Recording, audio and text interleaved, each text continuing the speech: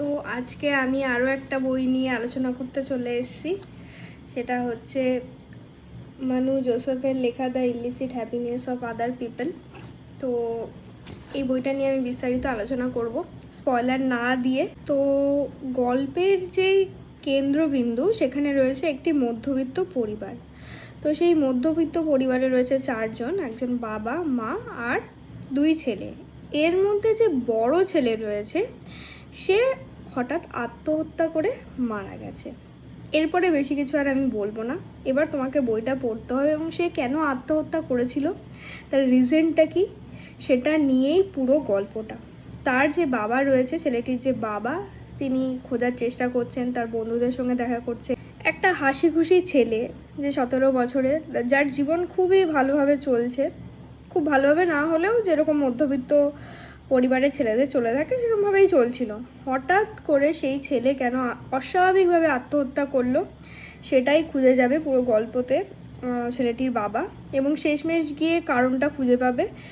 তো বইটা পড়তে গেলে তোমাকে প্রচুর পেশেন্স রাখতে হবে। মাঝে মধ্যে মনে হবে যে ছেড়ে দিই, কারণ বইটা খুবই লং। তো শেষমেশ রিজনটা কী ছিল সেটা যদি জানার খুব ইচ্ছা হয়ে থাকে তাহলে অবশ্যই বইটা পড়ো। আমি তো এটাকে রেকমেন্ড করব।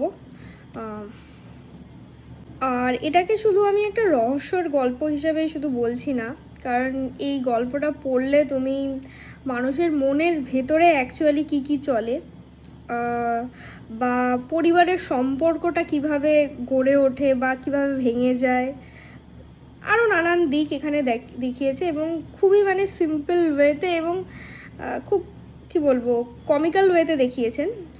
সবথেকে বড় কথা আমার যেটা পুরো বইয়ে ভালো লেগেছে, আমি একটা সিম্পল ইয়েট পাওয়ারফুল একটা থিওরির কথা উনি এখানে বলেছেন, সেটা হচ্ছে ফলি অফ দ্য টু।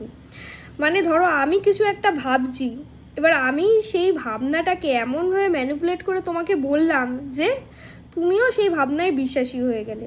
আলটিমেটলি কিন্তু আমাদের পরিবার বা সমাজ এইভাবেই গঠিত।